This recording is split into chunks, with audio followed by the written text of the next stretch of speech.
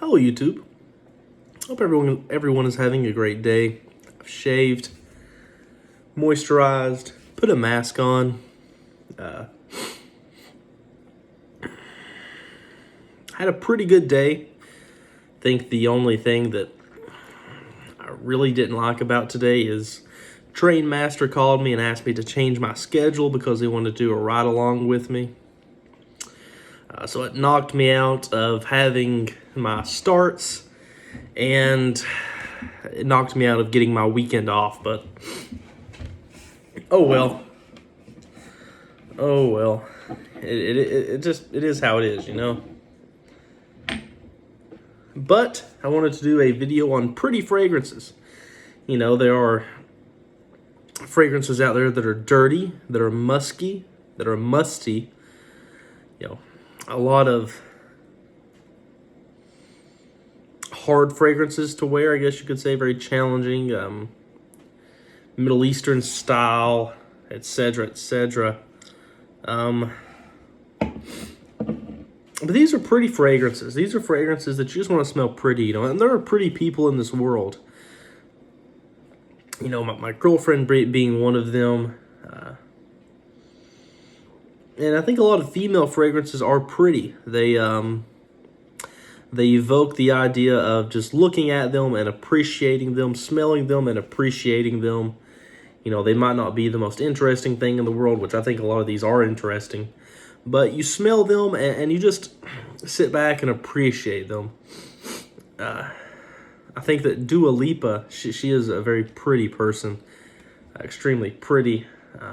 Even though the fragrance she promotes, YSL Libre, it's an ugly perfume, very synthetic, absolutely just a synthetic mess. I remember when she was heavily promoting that fragrance, 500 feet away from the Sephora, 500 feet away from Sephora, Ulta, Belk, Dillard's, any department store that had Libre, not really sure which one it is, in it, you could smell the vanilla and the cheap synthetic. You could smell it from a mile away, and it hit me in the face, honestly. But that's neither here nor there. Let me arrange these in a certain way that I think that I'm going to mention them. I'm going to mention the two masculine fragrances first, and that is Prada L'Homme. You know, this is a fragrance that it is very pretty. You spray it on your skin, it smells fresh. A girl I dated in high school said that this smells like a meadow to her. Just a clean, fresh meadow on a spring day. And I can totally understand that.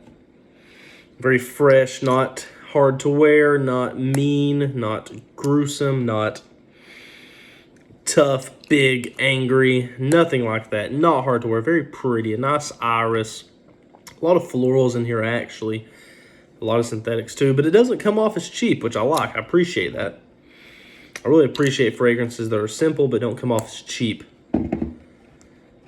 Up next, we have Intense by Boudicca the Victorious. Let me see here.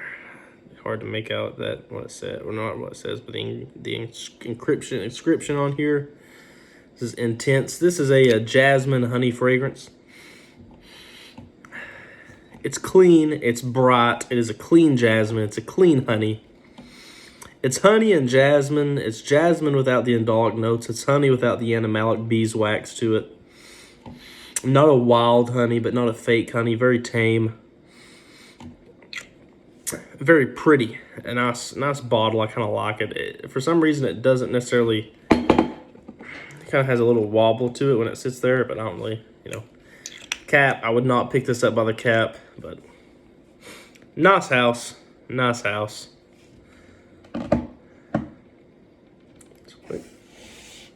Up next, we have Les Indemodables Iris Perle.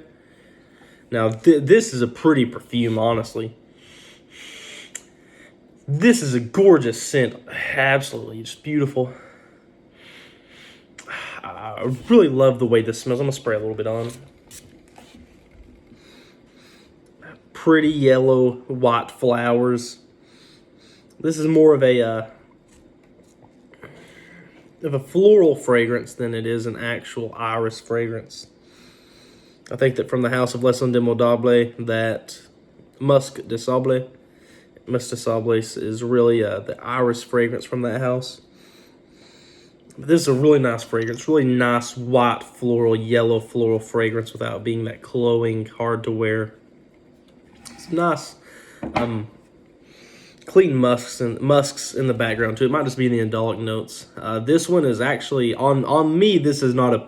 It is a pretty fragrance, but on me, it has a lot of musks. Has a lot of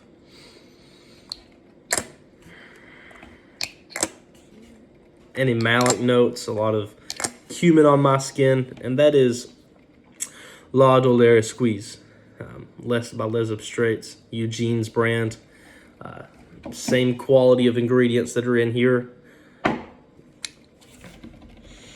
This is a big iris fragrance too, but on my girlfriend's skin, I do not get any of the cumin, any of the patchouli, any of the musk, any of the animalic tints to it, I guess you could say. On her, this is a very beautiful rose fragrance. I know that the note of pink pepper isn't listed, but I swear I get a pink pepper note in here. On her, it's very beautiful, very gorgeous. On me, it's beautiful, but it's not that same, I guess you could say, beauty. Next, we have Carnal Flower by Frederic Malle. A nice, clean tuberose fragrance, straight up tuberose, some musk in here as well. I think the only two notes that are listed are tuberose and musk on the Frederic Malle website, and that's what it is. Clean musks and tuberose. And last but not least, one of my favorite fragrances, honestly, Chanel No. 5 Eau de Cologne.